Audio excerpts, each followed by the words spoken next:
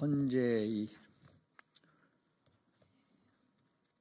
여러 졸속, 운영, 운행에 대해서 책임 있는 분이 책임을 져야 된다라는 내용으로 말씀드리도록 하겠습니다.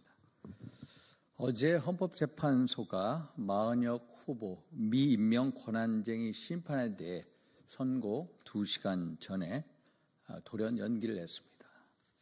매우 이례적이었지만 당연한 일이었습니다. 이는 헌재가 우원식 국회의장이 개인 자격으로 제기한 권한쟁의가 법리적으로 큰 문제가 있다는 것을 스스로 인정한 것이고, 최상목 대통령 권한대행이 요청한 변론 재개 신청을 일방적으로 묵살한 것도 차후 공정성 시비와 졸속 판결이라는 비판을 불러올 수 있다는 점을 헌법재판소가 뒤늦게 인식한 결과라고 생각을 합니다. 대한민국 최고의 지성이라고 자부하는 헌법재판소가 왜 이런 실수를 자꾸 저질까요? 아마 조급함이 부른 참사일 것입니다.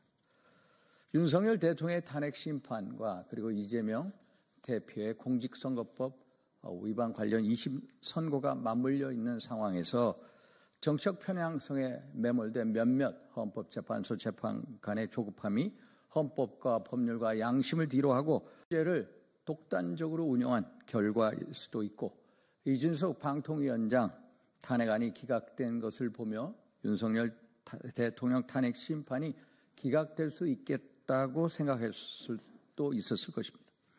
그렇지 않고서야 한 번, 두 번, 또 부족하면 세 번, 네 번 살피고 또 살펴야 하는 헌재가 이런 초보적인 실수를 왜 자꾸 저질러겠습니까?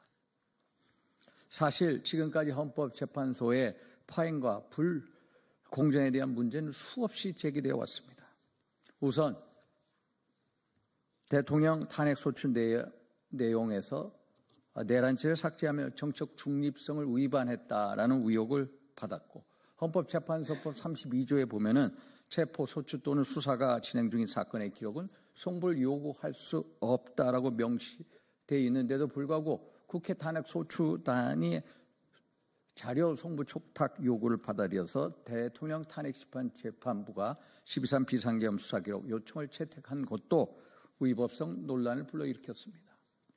또 헌재법 24조는 탄핵심판 당사자가 재판관에 대한 기피 신청을 할 수 있는 유일한 사유로 재판의 공정성이 우려되는 경우를 규정하고 있는데, 이에 대해 대통령 변호인 측이 정계선 재판관 배우자 황 모 변호사가 윤 대통령 탄핵 촉구 식국 선언에 참여했고, 또 윤 대통령 탄핵 소추 국회 측 대리인 김희수 변호사 같은 법인에 근무하고 있어 공정성이 심각한 문제를 초래할 우려가 있어 기피 신청을 했지만 별다른 이유 없이 기각해버렸습니다.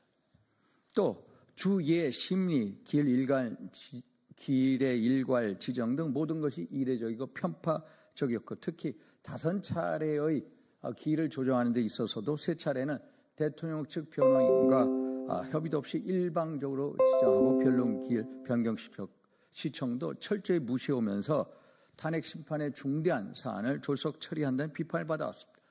이 또한 헌법재판소법 40조에 의하면 헌법재판은 형사소송에 관한 규정을 준용하고, 형사소송 규칙에 명시된 기일 지정에 대해서는 변호인 또는 피고인과 의견을 듣도록 되어 있는 것을 지키지 않은 것입니다.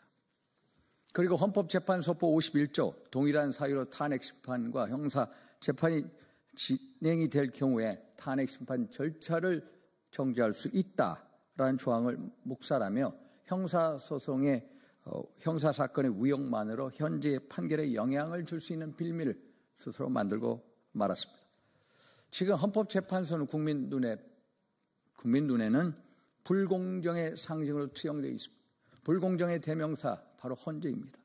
이에 헌재의 공정성을 회복하는 길은 무리한 운영으로 파행을 일으키고 공정성을 지키지 못한 문영배 헌법재판소 소장 권한대행이 스스로 사퇴하는 것입니다. 거듭 강조하지만 국민께서 헌법재판소의 재판관께 요구하는 것은 헌법과 법률의 양심에 따라 공정한 판결을 내려달라는 것임을 명심하여 주시기 바랍니다. 이상.